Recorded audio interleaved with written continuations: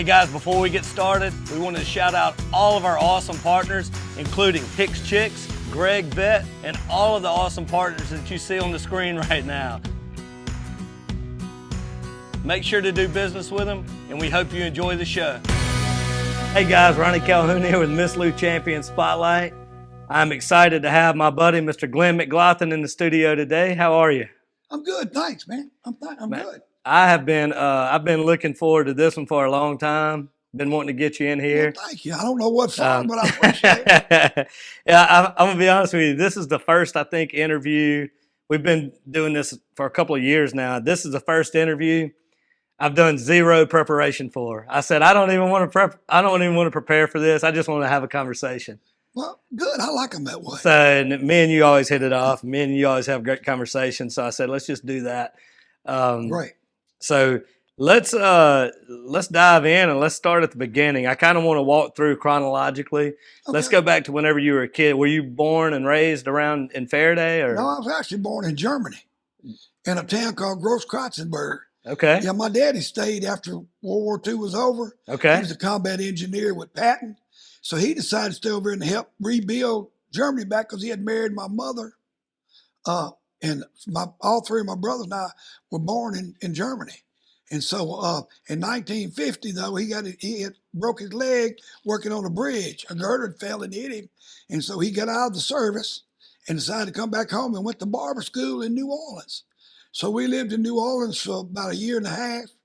And then in 1950, well, of course, we already come to Faraday, but 1951, we actually moved back to Faraday where his folks were, my grandmother and granddaddy. Wow. So you're already telling me something interesting that I didn't know. Yeah, a lot of people don't know that, but we spoke, my brothers and I, of course, Kurt was my half-brother. He was 7 when we came. Hugh John was 4 and I was 3. Okay. And so we all spoke German till, we got in school. About 10, we could still understand it till we're almost grown. But we quit speaking it because Mom and Dad want us to learn English. Yeah. So I wish I'd have never done it. I wish I'd have kept speaking. Yeah. Huh. That's interesting. So how long were you in New Orleans? We were there a year and a half. A year and a half? We got there, we landed in New York in 50, and then Daddy went on to barber school because all my family was barbers. My granddaddy, my uncle, 2 of my aunts were beauticians. That's what they called them back then. Mm-hmm. Now they're hairdressers, but back then they were just barbers and beauticians. And so they stayed in business in Faraday. I was the last barber, 60 years. How old were you when you came to America? 3. Wow, I had no idea. Yeah, I was a little baby. Yeah, my first English words were show enough. Yeah, we had a little lady named Ms. Lucille who was like my second mama. And she talked to us, and so that was my first actual word. Sure enough. In English. Yeah. So how old were you when you got to Faraday? I was about 4, a little better than 4. Okay. So you're pretty much a Faraday guy. Oh yeah, I've lived in after Faraday. You got started. I consider Faraday my home. My mother did. Okay. My mother. Is your mother from Faraday? No, my mother was German. So your mother's German. Yeah, okay. she was the Poboys from Germany. Okay. Her first husband got killed in the war, and my brother Kurt was born 3 months after his daddy died in Russia, and so my daddy met my mother, married her, and then had me and my brother. I and my brother Hugh John, and then I guess I was a little over 4 because we stayed in New Orleans some and stay up here, but we've actually moved. My daddy actually moved in 51, somewhere there. Then he got called up for the Korean War, and they didn't take him because, he had 3 kids and he had gotten hurt in Germany. Yeah. Wow. Yeah. All these years, I never knew this. Yeah, I used to have to do something I didn't like. My mother loved it. I had the lederhosen, the German outfit with the shorts made out of leather, and the deer bone and all that, and a little hat with the feather. They'd make us do that once a year for show and tell and geography and history. And when I got a little older, I said, I ain't doing that. Sorry. That's over. I'm not doing that. Oh, goodness. So you get to Faraday at 4 or 5, somewhere in that age. You went to Faraday schools your whole life? Oh, yeah, all my life. Faraday. Elementary, junior high, and Faraday High School. What kind of student were you? I was what I'd call cotton middling. Uh-huh. I could make good grades And I did in some things I had no interest in, I would make sure I passed, because if I didn't, I can assure you my daddy would give me the razor strap a little different than when he sharpens it, okay? Yeah, it would have been a lot different. Oh, goodness. So did you, you graduated from Faraday High School? I went to Northeast for 2 years, and I actually thought I was smarter and just partied.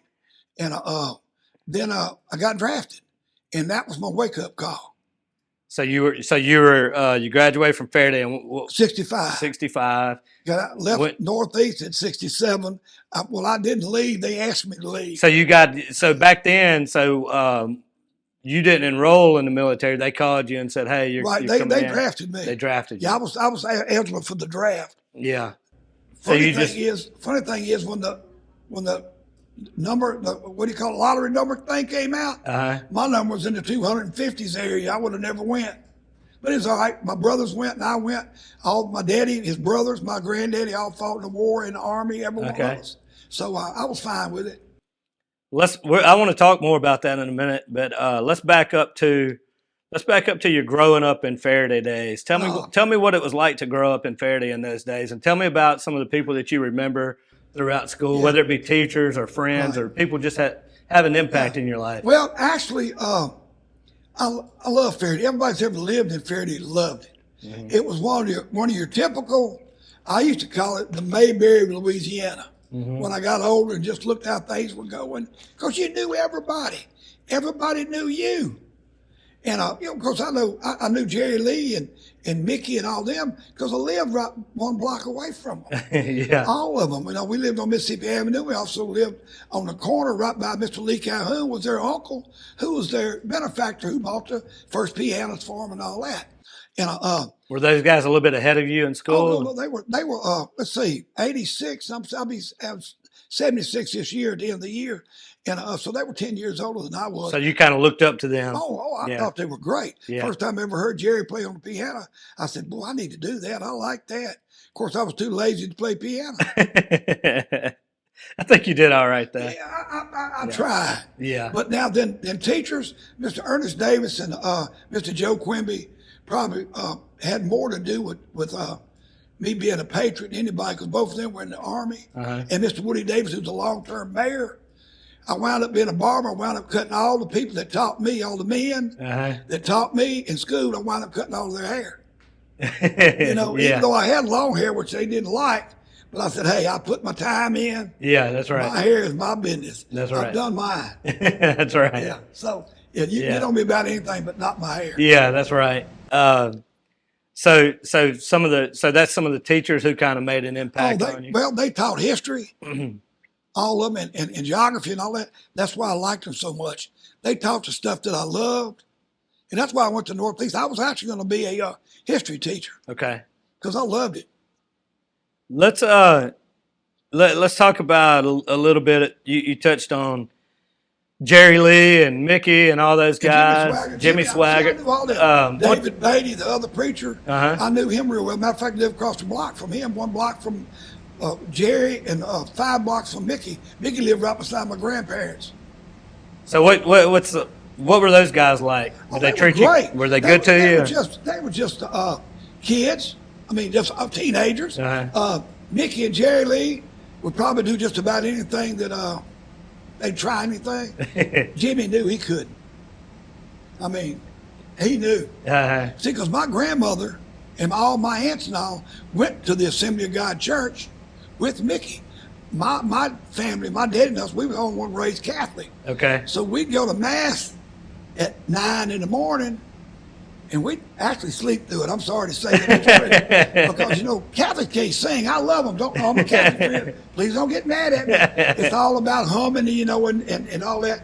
And they never got divorced and all that, the priest did. So they don't know what the blues is. They don't know. So I go down to the Pentecostal church. Shoot, my family be jumping pews. They had a whole band, tambourine, had a party going on. Drums. Right? Yeah. Look, you couldn't sleep. It was fun. I mean, church is supposed to be fun. I can assure you it was fun. Yeah. And not that I didn't learn anything about Jesus and God at the Catholic church.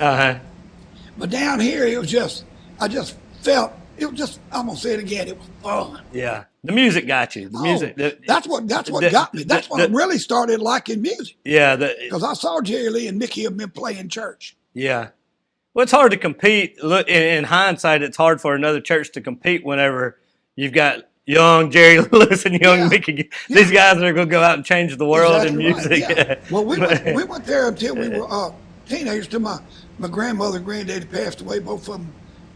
My grandmother died in 1955, believe it or not. And my granddaddy didn't die. I think he died in 1970. Okay. So, but I really enjoyed that, doing that. What about have you stayed? Did you stay? I know Mickey and Jerry Lee have passed, but did you have any contact with them throughout the years? Or was it just okay? Oh yeah, Jerry Lee. We played the band Easy Eddie. We opened for him twice. Okay. And then we played with Mickey 2 or 3 times, opening up for him and everything. And then a couple times his band couldn't make it. We played for some fundraisers around here. We did that as Easy Eddie and the Party Rockers and Juke Kaleidoscope, the whole band. Yeah. So yeah, I've been knowing. Well, I knew him longer actually because Mickey was close in Texas. Jerry Lee moved off to Memphis and Nevis, Mississippi. But I still got to see him when he came home because I lived right beside his aunt and uncle and Sherry McMahon, the mayor. Yeah, that's right. Yeah, that's my best friend of all times because we live beside each other. On right on Mississippi Avenue there. Yeah, that's awesome, man. It's funny whenever people come here to Natchez, and a lot of people come here for that. Yeah, and then there's others that aren't aware that those guys are from so close to here, and they're like kind of blown away with this whole area. They're like, man, there's a lot going on. Well, I like the fact that they were. I think Jerry Lee. I think they said that Jerry Lee was born in Natchez at a hospital, and so was Mickey. But I tell them, I said, well, we got you beat. They were made in Faraday, okay? That's right. They started their journey to life in Faraday. In Faraday, that's right. I don't want to get in deeper than that, but that's it. Yeah. So before we move on past those guys, are there any funny stories or any good stories that you'd like to say about any of them? I still like the story that I always went to the barbershop when they all went to the pool hall. Jerry Lee went in. Because Mr. Elmo, his daddy, was shooting pool. He loved shooting pool. So did my daddy and granddaddy and my uncle. And they went in there, but Jimmy had to sit outside in the hallway looking through a window. And he got a picture at the museum of him looking in there because he knew he was going to go in that. Look, I'm going to tell you something. His mother and daddy, they knew where he was going. He was going to be a preacher no matter what. And they told Jerry Lee, you can come on in. Well, they had Jerry Lee and Mickey both in church. Then Jerry Lee actually went to, a Bible school. But he honky talked himself right out. And Mickey, he went to church as long as his mother, made him. Then when he moved at like 18 to Pasadena, Texas. Yeah. I think he went to church, but he didn't. But he always come back and visit, And he played when they asked him, you know how that goes. Yeah. Do you remember him playing any bars around town or anything? I was too young. Yeah. Now, I did hear him in Haney's big house because Mr. Haney and I were real good buddies because my brothers and I, they were older than me. My older brother 6 years, my other brother 1.5 years. And we delivered newspapers all our junior high and high school years. We delivered newspapers like all the way to my brother went to school, the other brother. And then when I graduated, we delivered newspapers all those years, 5 different papers. Natchez Democrat, Monroe Morning World, Monroe Evening Star, Alexander Town Talk, Alexander Evening, and then we delivered to Picayune on Sundays. That's how we made our money. Our daddy just didn't have a lot of money to give us, but he was going to give it to us anyway. Even if he had it. He thought we ought to work. Yeah, hey, look. Maybe. So we delivered newspapers. I don't think he was wrong, right? So I got to be a friend with Mr. Haney because I used to deliver his paper and go get his money on my bike. So I get to sit in the back. Now, I could and listen to, and then Jerry Lee went in there one day and I just happened to go. But I heard all kind of people play. Yeah. Wow. You got any of the people that you remember playing? That's why I like the music. Back when I first grew up. Is that where you started? But church and I was a rhythm and blues guy. Okay. I like soul music and rhythm and blues and old blues. And then I got into it. Well, naturally, rock and roll came out and I liked it, naturally. And then when the Beatles came out, I loved it. I just liked the difference in the music. But then I like all genres of music. I still like gospel. I like some opera because some of them they got angel voices. What are you going to do, man? Yeah. You got to listen to it. That's right. So you start, who would you say your musical influences were that got you going in music? Oh, well, I think B.B. King, Ray Charles. I love Ray Charles. The Temptations after, later I was, bigger. Temptations, Four Tops. Especially like in the years, of course, I guess I was a teenager probably then. Yeah, I know I was. I like Marvin Gaye and Luther Vandross and all them guys. I like that kind of music. I still do. I just loved it, man. So I know some of that definitely is, but would you consider all of that like Motown, or is it? Well, back before though, it was called soul music and rhythm and blues. And then when Motown hit, I guess it was time to change, to make it, where everybody know it, since Motown was a record company who was very famous. They named it Motown music. But it's still rhythm and blues to me. Just like blues, my daddy played blues. He had a guitar. Okay. He had a little guitar, and he was blues. He played harmonica. He made him a little harmonica holder, and that's how he played blues and country and western, the old stuff like Bob Wells. Bob Wells. He loved all that stuff. Yeah. Hank Senior. Man, so you've had music in your family. Oh yeah, I still have uncles and cousins and aunts that still preach, and all of them play piano and sing much better than I did. Yeah. I'm serious, man. They had great voice. Oh, great voices. Well, let's talk about your music career. What was your first band? Do you even remember it? I guess you could call it a career. Hey, look, it's a career. Because I did it. That's right. On weekends and afternoons. It was a career. From the time I was 14 until 2015 is when I actually quit. Well, except for being in Vietnam, and 10 years I took a break in the middle of all that. I just didn't want to play music anymore. Just got tired of being not home. Yeah. But I actually started at 14 with a band called Die Kapelle, the Kapelles. That was German for the band. And I played with these guys. And then I played with an all-black band. I sang with them for a while, with Richard Lou and Clifton and all them. I played with them for a while. And you know how it was back in those days. Let's just be honest about it. Playing with a black band, some people, but to me, it was the music. It was darn who they were, man. It was about playing good music. Yeah, that's right. It was music has bridged a lot of gaps. Well, it transcends all cultures as far as I'm concerned. That's right. And I loved it. But then I wound up with a band over here in Natchez when I was like 15, 16 years old. Tommy Eastman and a couple of guys from Dag, one from Faraday. And we played at a couple of clubs. I was too young to get in, so they let me in. I just had to lie about my age. And we played there. And then in high school, 64, I think it was 64. I wound up getting with a bunch of good friends of mine. Was all going to school with us.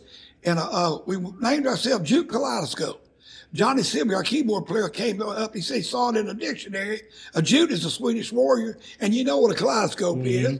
And we thought that was kind of cool for the times because everybody named themselves Strawberry Alarm Clock. All that. And so we changed it. And we played a lot of British stuff at that time. But I always did just the rhythm and blues and the soul music because I can't sing country. That's my voice. I ain't got no country song. And I sure can't sing rock and roll. I mean, I sound like Joe Cocker on crack. You know what I'm saying? I ain't just had this voice lately. I've had it since I was about 12. Oh, goodness, yeah. It started getting, I always had a kind of a rough voice. But, so we started that band, and we played from that till I got drafted in 67. I got drafted on Christmas Eve, 1967. My daddy brought me a paper in there, an envelope. He had taken out the original envelope, the one from the government, put it in the envelope. I thought it was money for Christmas. He always gave us money when we got older. And I opened it up and I said, this a joke? He said, no. I said, wow, I done got drafted. Man, I had hair. I was chasing women, I won't say all the things I was doing, drinking beer and other things. So I went ahead and I said, this is going to be my last month to play. Because January the 10th, I was standing up in Fort Polk. I'd already had my, what do you call it? When you go in. The boot camp?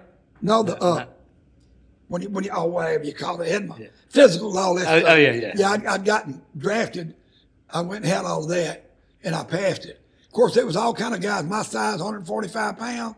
There was 2 guys from Grambling, one from LSU. He's from Faraday. One of the guys from Faraday from Grambling, and they all went home with bad knees and high blood pressure. And I'm thinking, I thought that sign said we want men. They took the boys when they took us. Yeah.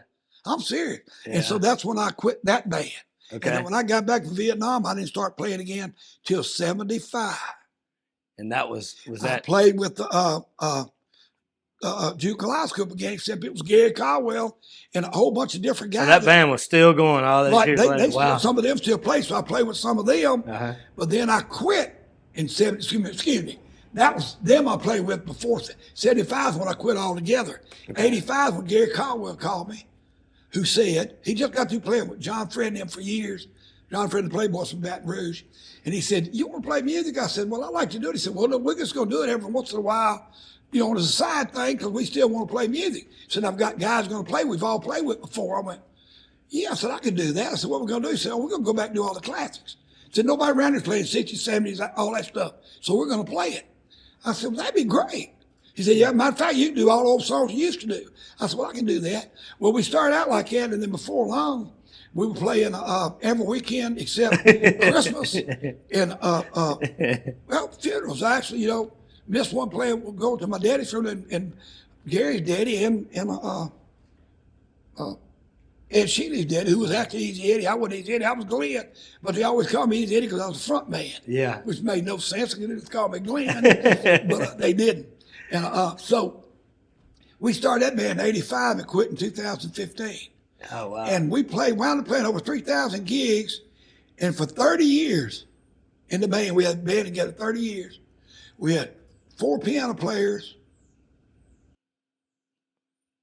4 drummers, guitar player, and bass player, the same, always. It's a pretty good run, yeah. Yeah. And me, we were all there.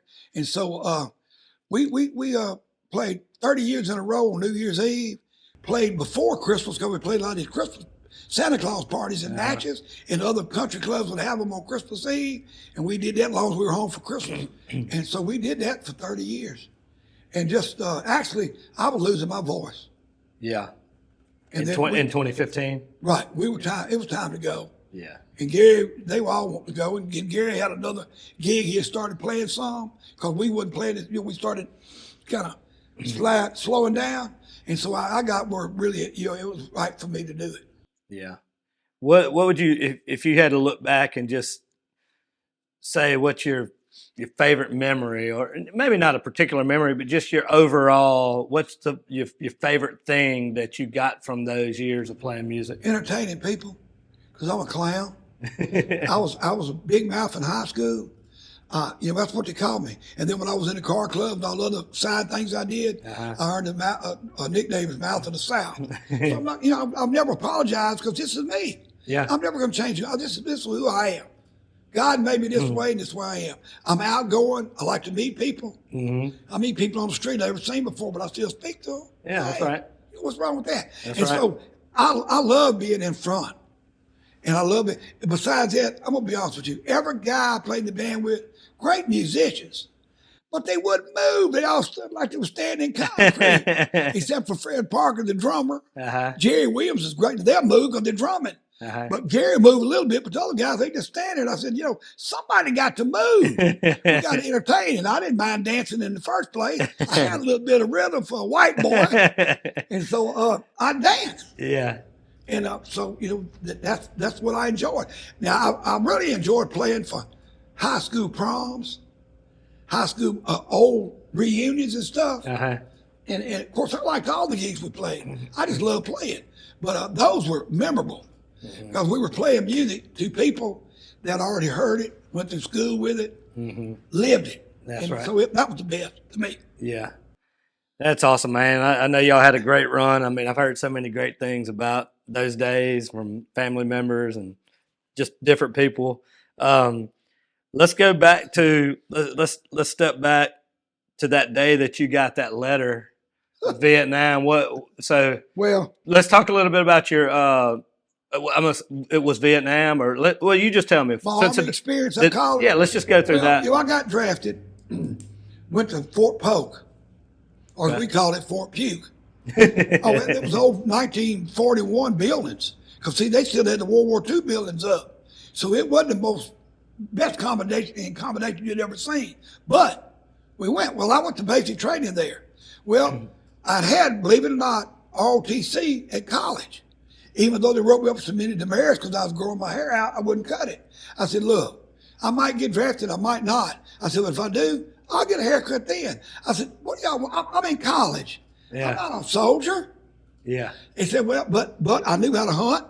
I knew how to walk trails, learning from my uncle and my daddy. I knew how to put a gun together and back. And so they made me a platoon guy. The guy would give me 3 little stripes to wear on my arm, which meant nothing to the guys. They all thought I was an idiot. But my sergeants and all, I was responsible for the barracks. Mm-hmm. And that wasn't good because some of them boys cut up pretty bad. But we finally got weak. They'd listen to me. And so I did that. And my main thing was, as a platoon guy, is I had to get up in the morning because I did have that big mouth. And I did cadence for them. When we ran the 4 or 5 miles in the morning mile, I'm the one that did the cadence.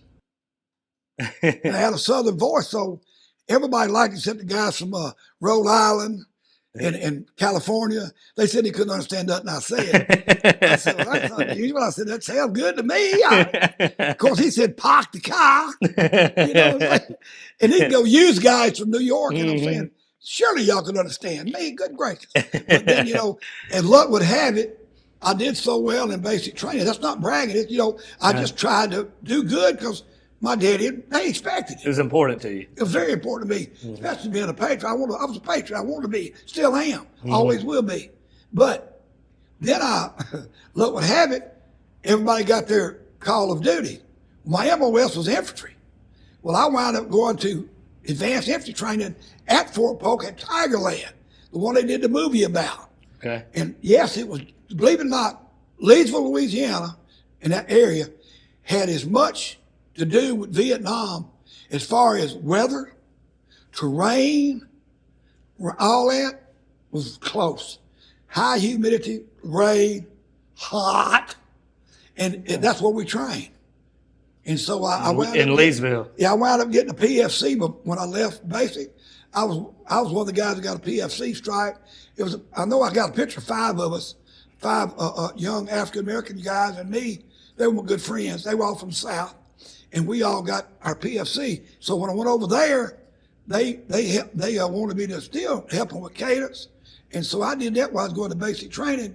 And they let me do that. And that's when I got another set of stripes. So they give me the stripes so I could, help run that. So I did that.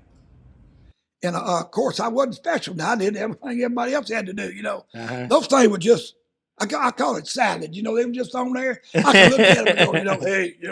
But they didn't do me any good because the guy still treated me like crap. And I say crap on here, I'm sorry. No, we're all good. That's what they treated me like. I would have in the old days been stronger, but since the Lord, tell me. So you trained over there. What was your first time to go overseas? Overseas. I know you can't say. Actually, unfortunately, you had to come home about 10 days. And let me tell you why.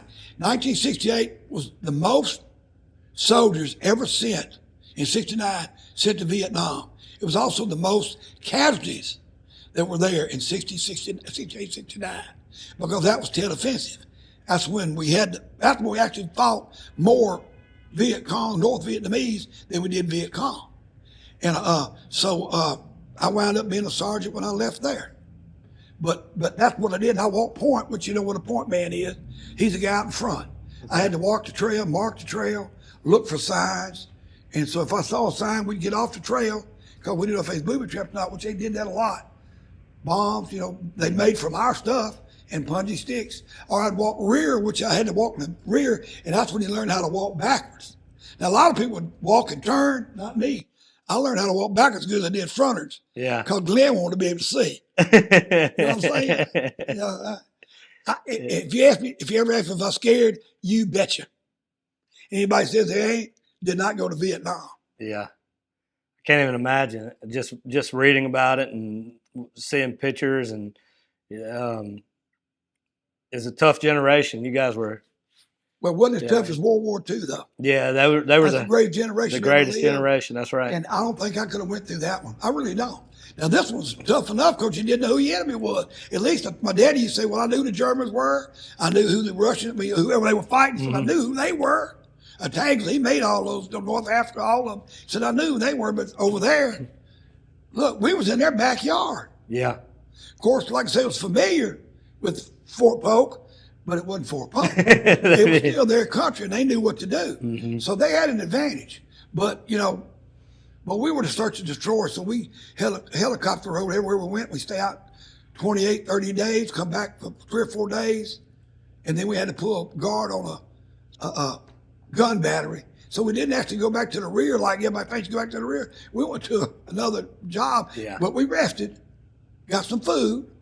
But other time we were out in the boondocks, we ate K rations from World War II, C rations. What is that?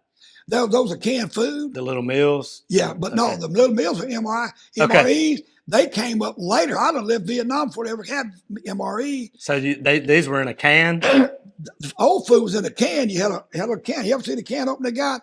About that big little can. You had to open it with that can. Yeah. And they had delicious things like pork cooked in water, chili con carne. Can you imagine chili con carne at 40 years old? Now, you better think, well, not quite 40, but you better think about it. No, it was not pleasant. But they give you cigarettes, and they give you a cookie. Well, I traded cigarettes. I never smoke. I give cigarettes to my friends, and they give me the cookie. Some of them want cigarettes so bad. So it worked out fine for me. Oh, man. And you couldn't cook it at night because you couldn't have a fire. Oh, but they gave us little burning things, so we had to eat it cold. Now, you talk about good. Woo! Man. I can only If I imagine. just had a good wine after that, I'd probably been satisfied. Yeah, okay. Oh, goodness.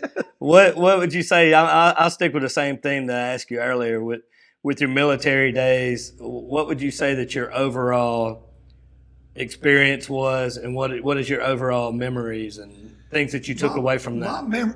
I'll give you the memories, not in order, but memories.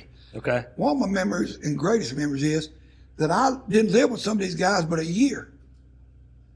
But I grew as close to them. Excuse me. Sorry. Yeah, you Said I wasn't going to do that. Yeah. I got as close to them as I did my family. Friends I knew all my life. Yeah. It's not strange. It's the situation you're in. You're depending on them to help you stay alive. Yeah. And they're depending on you to help them stay alive. You have no idea about that connection. That's a connection you'll never forget. Yeah. Then I had guys that I were hooching with. That's what we call it. 3 of us would get together. We all had ponchos. We had sleeping mats. But guess what? Man, when you laid on the ground, they get a hole in them. You didn't have no patch out there, no air pump to pump them up. You just laid it down to keep from stuff sticking you in the back, and you just put 3 tarp up, and the three jackets would make a tarp, and that's what we slept on. Then in monsoon, it would rain up under you, so you stayed wet for 4.5 months. We stayed wet day and night, so you'd have to take your underwear off during the day, put them on your backpack, your socks, put them in your backpack. So, you try to dry them out at least a little bit. But during monsoon, you'd have to just squeeze them, put them back on. Man. But another thing is I love going to Vietnam because it's a thing I need to do because I'm an American. Mm-hmm. My country asked me to go and I went. Now, when I got back, not then for years, but now that you go back and read about the war, we could have won that war in 6 months, but we never intended to win it. But we sure got a lot of awful lot of people killed and hurt. And I'm not mad about it, but I know because we was in search and destroy. We go search a village. We take the village. We'd be there a couple of days straightening it up, finding guns and everything, and then we'd leave it. Then shoot, 6 months later, not only us, it'd be another company have to go in there and do it. So that was crazy. Like in World War II, my daddy said, when we took a village, city, or a country, everything behind us was dead. Everything in front of us, we ain't just met them yet. Yeah. I mean, that sounds cruel, but it's true. Yeah. It's a war. It ain't like a cake bake, brother. Yeah. So, but I'm proud. I'm proud of what they did in Iraq and Iran and all those places. Yeah. I am. I mean, it needed to be done. Mm-hmm. Now, were they righteous wars? No, I don't think we had a righteous war since 1 and 2. Mm-hmm. You know, they never intended to win them. And as far as I'm concerned, that was wrong. Yeah. But I know why we did it. Yeah. And you have, you took away the positives. Yeah, I did. Because you know what? Wasn't nothing else to do. Yeah. You know, because when I was there, I thought this is where I need to be, or I wouldn't be here. So, you know, Lord don't put you places you're not supposed to be. You wouldn't trade it. No. Yeah. Absolutely not. Not for some of the people I met. Yeah. Some of them were lifelong friends, except now it's way over half of the guys I was in my outfit. I kept up with a lot of them. They're all gone. Yeah. Most of them Agent Orange. So Agent Orange has killed more when they come home than died in Vietnam. It's like my bracelet said, not everyone who lost his life in Vietnam died there. Not everyone who came home from Vietnam ever left there. And I've had this for years. My wife gave it to me little. Yeah. My son Bryce. Yeah. And I have worn it ever since. And I will be buried in it. Yeah. Well, excuse me. I'll be cremated in it. Yeah. I'll give it. I hope they take it off for it. Yeah. I didn't think about that. Lord, We're solving problems. Here, so, yeah. hopefully that's going to be a long time. We don't have to worry about that. I right hope now. so. Yeah, we'll worry about that in 100 more years. We'll be Exactly all right. right. So let's kind of shift gears to whenever you came back and you're settled in Faraday. Right.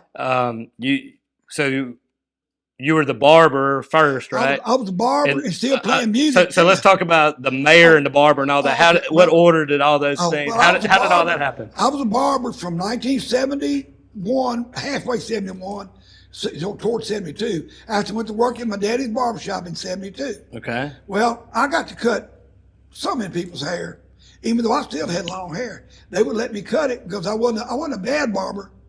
Well, I wasn't as good as my daddy and them. Let's put this way. I was a mediocre barber, but I was a good storyteller like my daddy and my granddad. Yeah, well, we call them stories, but they was lies. Come on. I lied to them kids. They thought I was great. All the high school kids, I cut all their hair. What do they say? They say, never let the truth get in the way of a good story. Exactly right. You got to, man. Especially from Faraday, because, son, there was some stories told in Faraday, Louisiana. Back in those days, Faraday was something. It was a town by itself, son, for a lot of things. But so I barbered. Well, in 1987, Buddy Romer stopped by with Sam Hanna, who owned the newspaper, one of my best friends of all time, one of my best supporters and a good man. Brought Mr. Romer by. He was running for governor. Well, I was sitting there cutting hair with Bob Jones' hair. Matter of fact, he wound up being alderman later, so I was cutting his hair. And I guess I was being cute a little bit because Edwin Edwards and all them, shit, come on now, you know, they run. And I said, well, Mr. Sam, if he wins the governor's race, I'm going to run for mayor because I'd already thought I'm going to run for mayor. Well, heck, the guy won. So I said, a lot of times, Mr. Hanna comes, what are you going to do? I said, well, I'm going to run for mayor. I told the man, so I even told the governor I'm running for mayor. He said, great. Well, I had no idea I'd win. I had 3 opponents and I beat them in the first round. One of them, a Baptist preacher, I went, oh, Lord. I said, if they knew my background here, they got this reprobate, let the preacher go to the house. Something ain't right about this. But I tried my best. I love Faraday. I love Faraday today. Yeah. I get upset when people talk about it because they act like it's the only town's got trouble. Well, unfortunately, it ain't. Now, would I like the trouble to go away? Yeah. What will it take? Everybody working together. Yeah. Forget all this other junk, man. That's junk. When you die and leave here, that stuff's gonna stay. Yeah. That ain't gonna be no more. You ain't gonna be in that no more. Yeah. It needs to end now. Because these towns are beautiful. Faraday was beautiful. Natchez. All this area. I love it. I would never leave. You know, when I was a kid, I'd say, boy, as soon as I graduate from high school, I'm leaving here. Nah. Yeah. You couldn't run me away from here with a dirty mop, son. Yeah. I'm staying. I love it. So I ran. Well, I ran in 88 and I ran again in 96 and won. I said, Lord have mercy. So then in So how long were the terms back then? 4 years. So in 2000, I lost. Okay. Well, I was Miss Montgomery, fine lady though. She did a better job of campaigning than I did. Well, I wasn't mad. All I did was pick up my little tools, and I went back to the barber shop. Well, 2004, I ran against her, and I beat her. Well, in 2008, Gene Allen came along and beat me. Well, then in 2012, I said, wait a minute. I got to beat Gene before I leave. I mean, I like Gene as a person, but politics, we're as far as east and west boundaries, okay? So I said, I beat him. And so in 2016, I said, I've had enough of this. Because in between, I worked for Hiram at Vidalia 4 years. Well, in 12 to 16, I worked for him because he needed somebody to go to some of these meetings in Baton Rouge he couldn't make. And some of them that dealt with all kind of grants and all that. Even though he had a grant writer, I still went to some of the meetings to bring the information back. I went to several of Kasatchee Delta, all the police chief and all their meetings, the sheriffs. I would go as a representative from Vidalia. So I did all that. Of course, people didn't know it, and I guess they thought I was sitting there, I was hiring a friend to give me a job. No, I did have a little bit of intelligence about what it took to run a town, because I ran a town for 16 years with no money. I would love to have ran Vidalia with all that money. Natchez at that time had money. I don't know what happened, but you know what? But I ran a town because I loved it. I still love it. I'm gonna say that 1,000 times today. I love Faraday. If you was raised there, you would too. Yeah. It's simple. What's your favorite, not memory, but what's your biggest takeaway from being in that leadership position over Faraday when you, kind of in hindsight, when you look back? My Sergeant Clark and Sergeant Cameron, Sergeant Clark was in Vietnam. He was in Vietnam 3 times. He was my sergeant. Sergeant Clark was the guy at AIT, which is Advanced Infantry Training at Fort Polk. They both told me, said, Glenn, you try to be a character. You're always glad you carry on. He said, but you got leadership ability. I said, well, I got that from my father. Because he was a sergeant major. That's what he got that as. I said, and Sergeant Clark taught me about Vietnam. He said, son, if you're around me very long, he said, you'll make E5 with the sergeant. I said, you think? He said, yeah, son. He said, you got the right attitude. He said, I know you love to joke and all that. I said, yeah. He said, but you're pretty serious when we get shot at. I said, yeah. I said, still am. I said, matter of fact, I don't even talk when I did. I guess that's probably the only time I didn't talk in my life. When you were getting shot at. I was so quiet, they called me Snake because I come through there like this. I was on my belly. I didn't even wear my doggone helmet sometimes. I wore a booty cap so I could run faster. Let's be honest. Yeah. I didn't want to get shot. Yeah. I don't blame you. But I lost a lot of friends over there. Yeah. Unfortunately, too many of them died. So you think that's where you gained the leadership to be able to run the town? Yeah, I think it has something to do with it. And then when I first got elected mayor, I said, I need to know. Well, I had to be the judge too. And Faraday, the mayor does everything except DWI. District attorney does that. So I went to leadership school at LSU. And then I went to the mayor's school. They had a school for mayors on judging. So I went through all that, got my books, and I read up on it. So, when I did court, I was the judge. I could fine them. I could ask money from them. Some of them I did ask money for because they stole stuff, other things. But a lot of people that got caught littering and all that kind of stuff, because I believed in that. Well, I just made them do some work on the side of the roads with the crew, because they didn't have any money. They were poor people. I mean, I wasn't going to hurt anybody, but I was going to make sure everybody learned. You cannot expect other people to respect your town if you don't. That's right. It's a simple fact. Or your city, or your metropolis, or your state. Or yourself. Or yourself, that's right. So I went to every time they'd have a school, I'd go. I wanted to know. And so I didn't learn how to write grants, but I knew what to ask. I knew when to ask. I knew what to ask for. And we got a lot of them. Not me. I got a lot of help from Brian Hammond and the board. Even though me and the board didn't get along a lot, sometimes we didn't get along at all, they recalled me. Not the board, but people at Ferry recalled me 4 times. I said, well, you get rid of me. He said, how? I'll vote me out the next time. Yeah. It's just simple. All that recall stuff it just takes away what we're doing. Mm-hmm. What we're doing is important. This is just feelings Mm-hmm. or jealousy or whatever word you want to use for it. Mm-hmm. I said, but I got the job now. I'm going to do the job. That's what they put me here for. So some of y'all not going to like the job, but I got the job. I'm going to do it. Yeah. And I did make some enemies, but guess what? Made loads of friends. You feel People good? didn't You even feel know. good about all your service? I feel great about it. Now that I come back, I used to say, seriously, when I was younger, boy, I'm lucky. Wow, man, you're mayor. I'm lucky. Vietnam, I was lucky to get out. No, son, I was blessed. Yeah. Yeah. Way more than I ever knew. It's a big difference between lucky and blessed, isn't it? Oh, absolutely. Yeah. Oh, yeah. Oh, yeah. I found something I really believe in. Well, that's a great transition into the next thing. Speaking of lucky and blessed, let's kind of come to where we are today.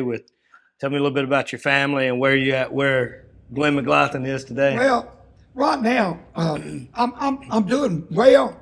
I'm not like I want to be because I never would dream I'd have to have a walker to walk. I'd have throat problem, which unfortunately just found out 3 weeks ago. The stuff's growing back on my vocal cords. It caused me to lose my voice. But, long as it's not cancer, they took the biopsies. I'll have a biopsy in 3 weeks on that. Now they want to do surgery on both of my knees and my hip. And I said, well, I don't want to think about that one. But right now, actually, my life's all rolled up into my son. Yeah. And my kids, my daughters, my grandbabies. That's what I'm worried about. Yeah. More than anything. Me, look, I'm just like an old horse. You just put me out in the pasture. I'm going to stay there as long as I can. And when the good Lord wants me, he's going to say, let's go. Yeah. And then all I got to do is be ready. But I'm saying, as life is, though, I love life. I enjoy it. I still do.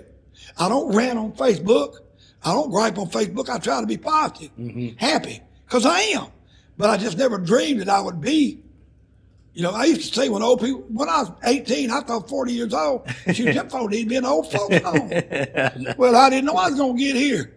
And now I'm saying, I want to be real old. You know what I'm talking about? I want to be what said, boy, Glen was ancient, wasn't it? But I know that's not going to be possible. But other than that, my son, he's taken up the gauntlet of music, which my family has done for years. I've had all kind of family play music, but all of them in gospel. I mean, they've all played in big churches and everything. They were that good. I mean, my family on my daddy's side and my mama's side, the German side, my grandfather was the mayor of Ludwigshafen. He was a mayor, and he was what they call master of ceremonies in Germany. All these parties and stuff they had, all these big the week they do all the beer and all that. He was a Toastmaster. And he was a comedian. Oktoberfest, is that right? Yeah, Oktoberfest. My mama said he was just funny as the devil. So I got that from him, and the singing ability, which little bit I had. Now let's be honest about it. I ain't got a great voice. But you did well. But I enjoyed it, and I tried to project it to people that I was having fun, and I was. Just sing. If you love to sing, sing. That's right. Sing it out. But I hope Bryce does well. Now, whether he'll make it big time, I don't know, but he got accepted in LSU. He wants to go to business school, then he wants to go to law school. Because I told him, son, don't put all your eggs in one basket. You can still play music. Look at me. You can still play music. You may not be the star, but you can still enjoy what you love. And then you can make a living, son. Yeah, I talked to Bryce and Tyler about this a long time ago, and I know you did. That's why I like you so much. Well, I told them, I said I was trying to think of some kind of something to give them that, just something that I could share with them. And one of the things that I remember telling them is that what you just said made it. Whenever I was writing music, people were like, you think y'all will make it and this and that. And then I realized one day, I'm like, what's that even mean? Yeah, I've already made it. Yeah. I'm happy. I'm doing something that I love to do with some of my best friends in the world. And some people enjoy it. Maybe not everybody, but some people enjoy it. I'm like, I've already made it. Yeah. Like, why am I chasing this make it? See, it's like all of us start out. Who of us didn't have a stardust in their eyes? Yeah. We all did. But guess what? When reality sets in, you take what you got and you make the best of it and you do the best you can. Yeah. Now, as far as Mike goes, you've always given him great advice. Other musicians, Charlie Ho, all of them, they give him great. Would he listen to me? Come on. Oh, I'm his daddy. He thinks I'm one of his partners. I'm going to show him. Now, he listens to his boy-in-law. He listens to his mother. He listens to his mama. But me, he just thinks something, hey, God, no, daddy, you did all of this. That's what I'm trying to tell him, my son. Don't put your eggs in one basket. Yeah. Do what you love, but please get an education. Because, see, I would have taught school probably. That would have been my vocation. Well, I loved it. You betcha. Because I still love history and all that, the geography. Some of the things they're not teaching anymore. Let me not get on that because I'll be hollering about I'll be hollering about woke people anymore, and you be getting bad letters and bad stuff.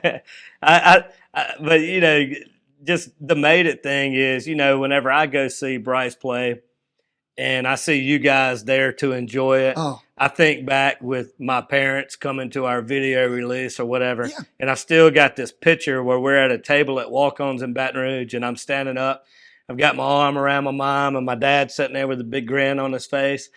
And that picture means more to me than almost anything. It's like me going to see Bryce. So that's making it right there. To me right now, that's my life. Yeah. And my girls and my grandchildren, if they had anything better, God must left that in heaven for itself, because it can't be nothing better than that, could it? That's right. Could it be? I mean, it can't be. How many grandchildren do you have? I've got 4 grandchildren, 2 step-grandchildren. Okay. And 3 daughters and Bryce. All my kids are way older than Bryce. Bryce was I was actually going to buy a Harley Davidson when Libby called me. I was in Alexandria and buy a Harley Davidson when Libby called me. And after I was sitting down, I said, I'm standing up. I thought you was going to look at bikes. I want to buy me a little Sportster. She said, well, you better sit down. I said, why? She said, Glen, I'm pregnant. I went, oh. I said, well, I guess I won't be leaving here with a Harley. Then I asked her, could I name him Harley? She said, I ain't going to say what she said. No. Emphatically, no.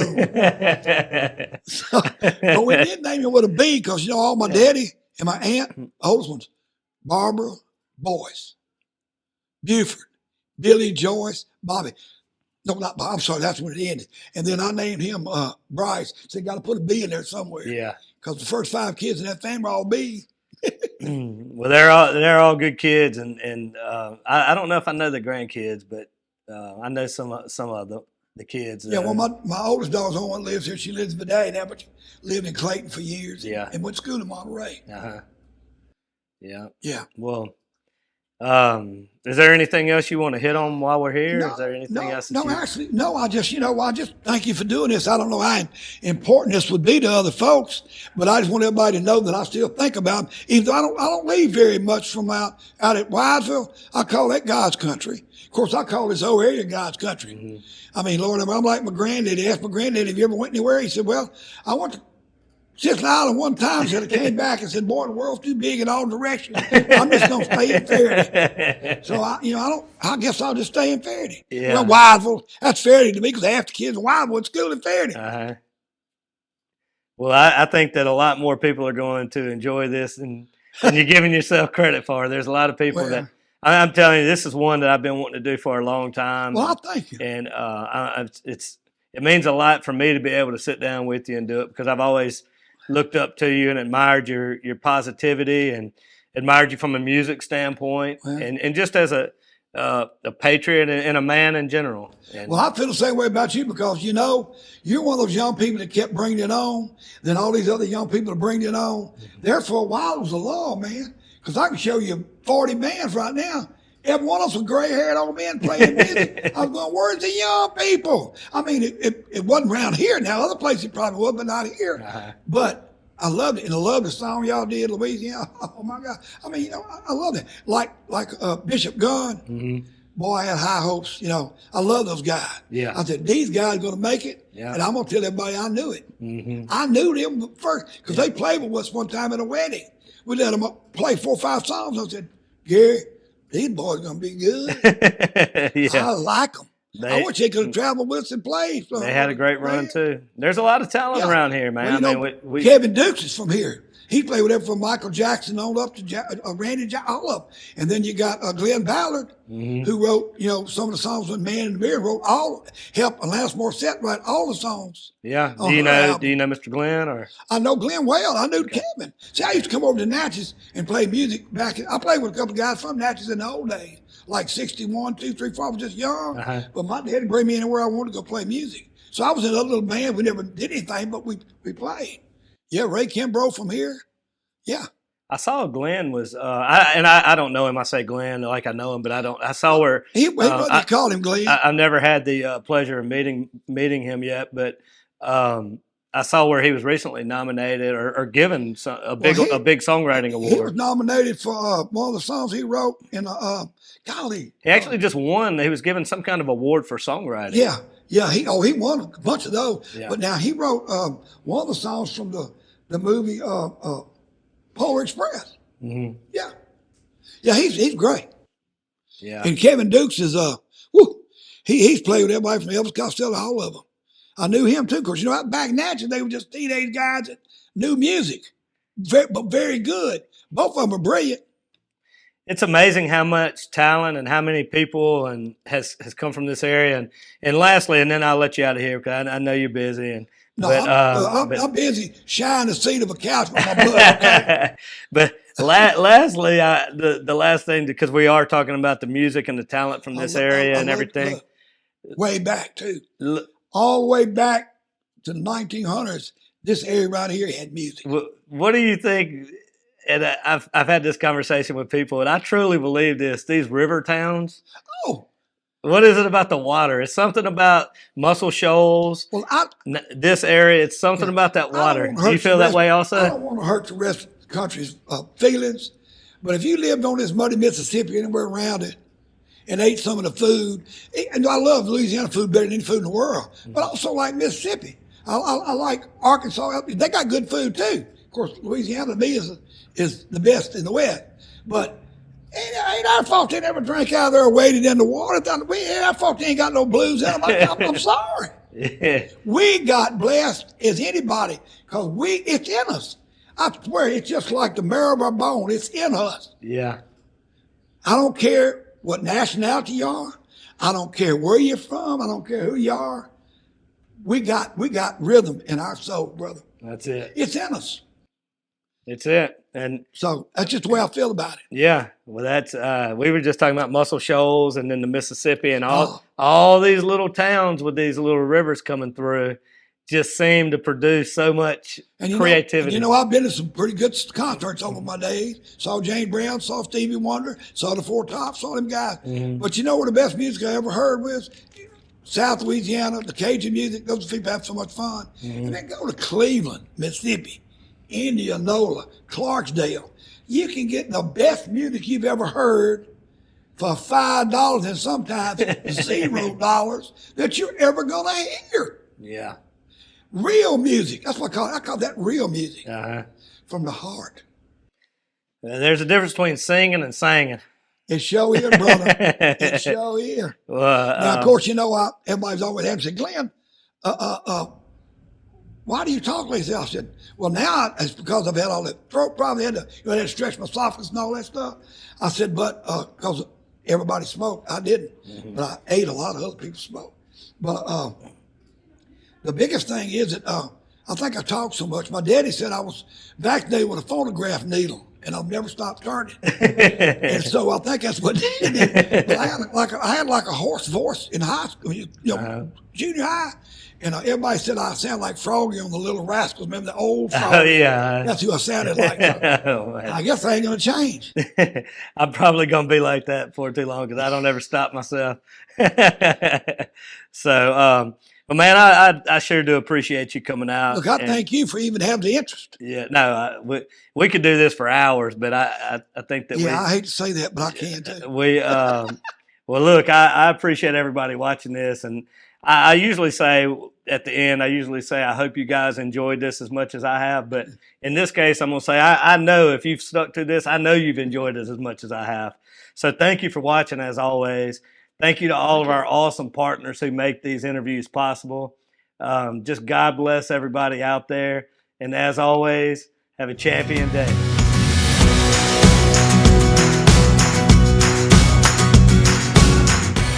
Hey guys, Ronnie and Shannon here with Miss Lou Champion Spotlight. And we're here at our amazing partners, Gregg Veterinary Hospital. Gregg Veterinary Hospital has been providing comprehensive, reliable, cutting-edge veterinary services to pets in the Miss Lou since 2002. They welcome pets of all shapes and sizes who are in need of emergency treatment or who require routine medical, surgical, and dental care. Dr. Gregg and his team offer a long list of services, including in-house laboratory diagnostics, digital x-ray, soft tissue, orthopedic surgery, dental care, extractions, laser surgery, laser therapy, preventative health, and wellness plans. And if you need grooming and boarding services, they do that too. So call Gregg Vet today.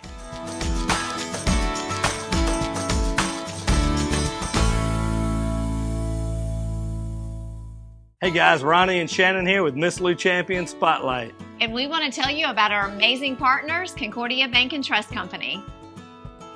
There's a reason Concordia Bank has been serving the Miss Lou since 1903. The staff is friendly and professional, and they always invest in the latest technology to best serve you. And remember, Concordia Bank is on your side.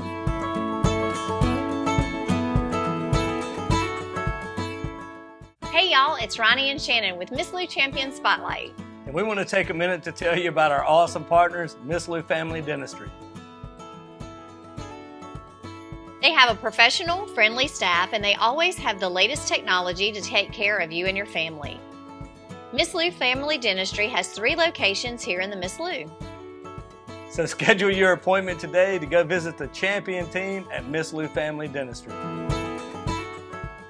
Hi, it's Shannon with Miss Lou Champion Spotlight. If you like what we're doing, be sure to follow, like, share, and even comment on all our content. Also, visit MissLouChampions.com to sign up for our newsletter and to receive other information, as well as the opportunity to receive some awesome prizes. Thank you, Miss Lou, for your continued support, and as always, have a champion day. Hey y'all, it's Ronnie and Shannon with Miss Lou Champion Spotlight. And we want to tell you about our awesome partner, J.E. Hicks Distributing Company, also known as Hicks Chicks. Hicks Chicks is a local, family-owned food distribution company that has been serving the Miss Lou since 1945. You already know they serve all of your favorite restaurants, but did you know that they are also open to the public? Hicks Chicks has a variety of food products, including delicious heat and eat options like chicken and dumplings, white bean chicken chili, lasagna, and gumbo. They also carry a wide variety of seafood options like shrimp, crabs, tuna steaks, salmon, and catfish. And don't forget about their delicious burgers that are already pattied up for you, and their amazing dessert options. So stop by today at 1380 Martin Luther King Jr. Road in Natchez. Hicks Chicks. Way more than just chicken.